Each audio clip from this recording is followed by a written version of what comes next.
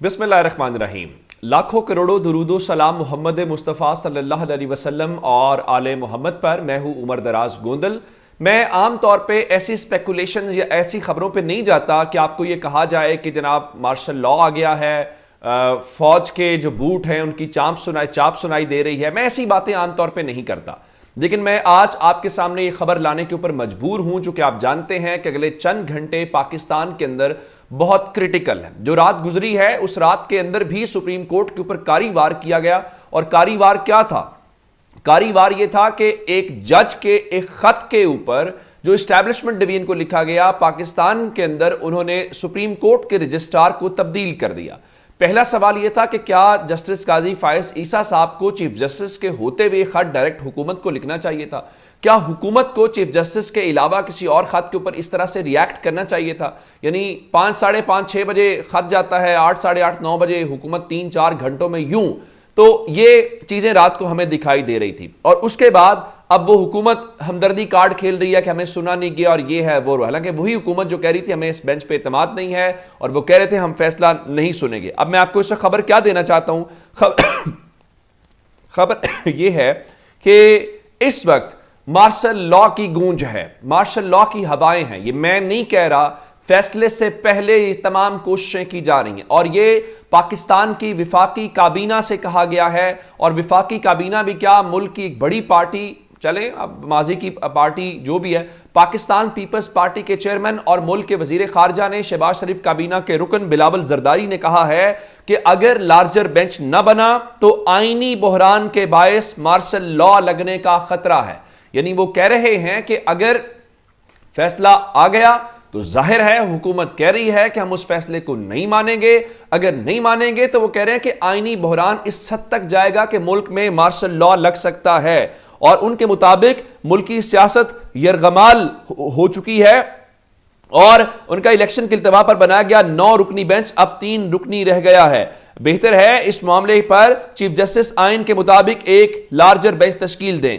और कहा कि अदलिया का माजी हमारे सामने है। पाकिस्तान पीपल्स पार्टी को इमरान खान की मकबूलियत का कोई खतरा नहीं। पीपल्स पार्टी हर वक्त इलेक्शन के लिए तैयार है। बिल्कुल ठीक है, इलेक्शन लड़े। आज का दिन वैसे भी बड़ा इंपॉर्टेंट है। आज आपको हर कोई बताएगा कि आज चूंकि 4 अप्रैल है और जुल्फिकार अली भुट्टो को आज के दिन फांसी दी गई थी, तो हर कोई जुल्फिकार अली भुट्टो की फांसी के ऊपर कंडेम करेगा। लेकिन आपको कोई ये नहीं बताएगा कि जिनकी बुनियाद के ऊपर वो मार्शल लॉ लगा था और जिनकी बुनियाद के ऊपर जुल्फिकार अली भुट्टो को फांसी लगी थी, आज उनका पोता यानी फजलुर रहमान का बेटा और मुफ्ती महमूद का पोता इस वक्त शहबाज शरीफ काबीना के अंदर वजीर है या शहबाज शरीफ काबीना के अंदर शामिल है और वो बिलावल के साथ बैठता है। आज कोई आपको ये नहीं बताएगा कि जुल्फिकार अली भुट्टो का नवासा ये तो कह रहा है जुल्म हो रहा है, लेकिन जिन्होंने जनरल ज़िया की कब्र पे खड़े होकर कहा था कि हम उसके रूहानी बेटे हैं और हम उसके मिशन को नामुकम्मल करेंगे, आज उसके भाई की हुकूमत का रुकन है बिलावल जरदारी। आपको ये कोई नहीं बताएगा। ये सारी बातें सिर्फ और सिर्फ तकरीरों और उन चीजों तक होती हैं। और आज वही बिलावल जरदारी मार्शल लॉ के में बातें बता रहा है। हालांकि बिलावल जरदारी सिर्फ इतना कहे शहबाज शरीफ को कि जनाब इलेक्शन करवाएं 90 रोज में, आप इलेक्शन नहीं करवाएंगे तो हम आपके साथ नहीं है। मैं आपको मिसाल देना चाहता हूं कि उस दिन इन्होंने लाहौर के अंदर पीडीएम ने इजलास किया तो खालिद मकबूल सिद्दीकी जिस भी बहाने से वहां से जल्दी उठ के चले गए। जब उनसे ये पूछा गया कल कि आप क्या इस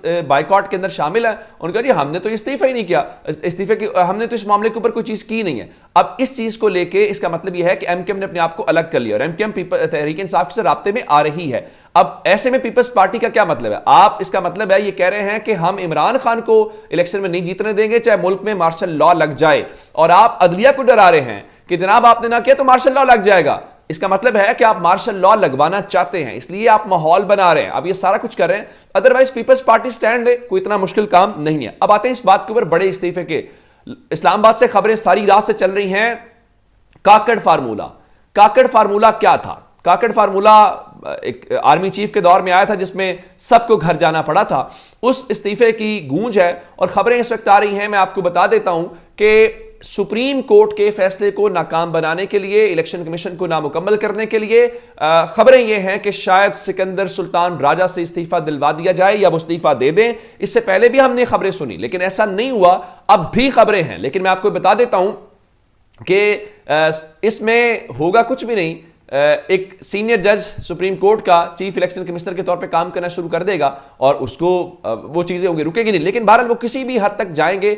आज का दिन पाकिस्तान की तारीख के लिए बहुत इंपॉर्टेंट है। और अंदाजा कीजिए, रात को इन्होंने रजिस्ट्रार को हटा के जो एलामिया जारी करवाया है, जो मुस्लिम लीग नून के ऑफिशियल ट्विटर हैंडल से भी मैं आपको दिखा रहा हूं, उसमें लिखा गया जी, काबीना ने रजिस्ट्रार सुप्रीम कोर्ट की खिदमत वापस लेने का फैसला किया और उन्हें एस्टैब्लिशमेंट डिवीजन रिपोर्ट करने की हिदायत की, यानी उन्हें ओएसडी बना दिया।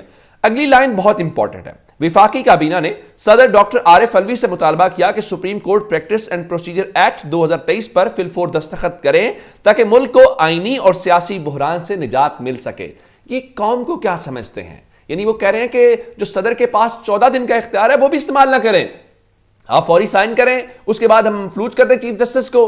भाई अभी तो आर्टिकल 186 चलना है। मैंने आपको खबर दी हुई है कि सदर इस बिल को एक रेफरेंस की सूरत में, एक क्वेश्चन की सूरत में अगर सुप्रीम कोर्ट भेज देंगे, फिर क्या करेंगे आप?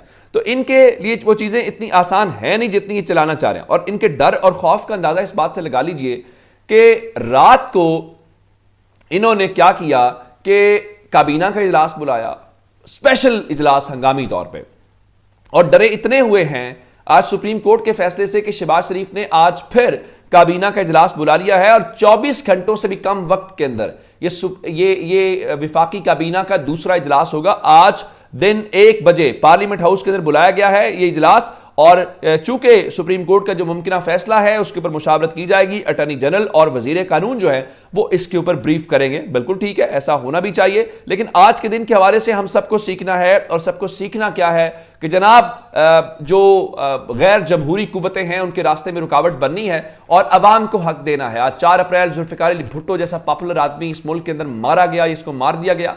आप देख लीजिए, वो जो मारने वाले थे वो भी साथ बैठे हुए हैं, जिनकी वजह से मारा गया वो भी साथ बैठे हुए हैं, और जिनका मारा गया वो भी साथ बैठे हुए हैं। ये है इस मुल्क की सियासत, ये है वो सब कुछ। जरा अहम डेवलपमेंट रात की अहम डेवलपमेंट ये है कि जनाब बरतानवी, जब भी पाकिस्तान के अंदर कोई हालात वाकयात ऐसे होते हैं, आप माने या ना माने, कुछ ताकतें यहां पे एक्टिव हो जाती हैं। आप नाम लेना चाहते हैं, अमेरिका का असर रसूख है यहां पे, बरतानिया का असर रसूख है यहां पे, अरब ममालिक का यहां पे असर रसूख है हमारे ऊपर, इसमें कोई शक वाली बात नहीं है। ये कोई भी हुकूमत, कोई भी हो, सब कुछ ये चलता है। अब रात को बरतानिया के जो हाई कमिश्नर यहां पे आए हैं क्रिस्टियन टर्नर की जगह के ऊपर, वो एक वफ्द की सूरत में पहुंचे हैं जमान पार्क, और जमान पार्क उन्होंने इमरान खान से मुलाकात की है। और इस सारी सिचुएशन के दौरान आपने नहीं भूलना कि जब ऐसी सिचुएशन होती है तो ये आलमी ताकतें पाकिस्तान में रोल प्ले करती हैं। अब आप कहेंगे कैसे? मैं आपको एक मिसाल देना चाहता हूं। जब जनरल मुशर्रफ और बेनज़ीर ये आपस में मिसाक जमहूरियत नवाज शरीफ और बेनज़ीर कर चुकी थी, तो उस वक्त अमेरिका ने मुशर्रफ का और बेनज़ीर का एग्रीमेंट करवाया, और कोंडोलीज़ा राइस जो हैं उन्होंने अपनी किताब के अंदर ये लिखा भी और उसकी वो तस्दीक भी करती हैं। तो ये मुलाकातें इनको अपने सरफे नज़र नहीं करना कि सारी सिचुएशन में ये चीज़ें तब्दील होती हुई जो हमें दिखाई दे रही हैं। अच्छा, एक बड़ी इंटरेस्टिंग बात, ये जो मैं मार्शल लॉ वाली बात और ये सारी सिचुएशन कर रहा हूं, तो रात को कुछ खबरें ऐसी भी आई कि गवर्नमेंट परेशान है, उनके ख्याल में न्यूट्रल्स कोई हद से ज़्यादा ही न्यूट्रल्स हो गए हैं।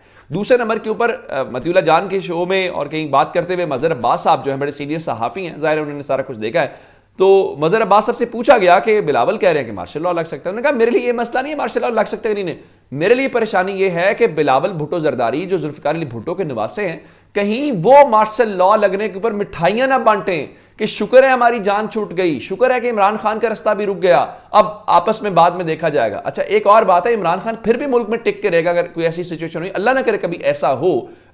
हमें आगे बढ़ना है, इस मुल्क के अंदर अवाम को, जमहूर को हक मिलना चाहिए, दस्तूर की सरबलंदी होनी चाहिए। लेकिन ये सारे के सारे फ्लाइटें पकड़ेंगे और मुल्क से बाहर चले जाएंगे। और शरीफ खानदान तो वैसे ही जा रहा है, यानी हुक्मरानी पाकिस्तान के ऊपर करनी है, वजीर आजम यहां पर बनना है, चीफ ऑर्गेनाइजर यहां पर बनना है, कौम की बेटी पाकिस्तान में बनना है। लेकिन ईद सऊदी अरब में करनी है, ईद कतर में करनी है, चूंकि पाकिस्तान इनकी तजर्बा गाह। कायद आज़म ने कहा था कि पाकिस्तान तजर्बा गाह होगी, उन्होंने कुछ और तजर्बा गाह की बात की थी, लेकिन यह नहीं पता था कि इस मुल्क की अशराफिया की तजर्बा गाह हम बन जाएंगे। अपना बहुत सारा ख्याल रखिएगा। खुदा हाफिज।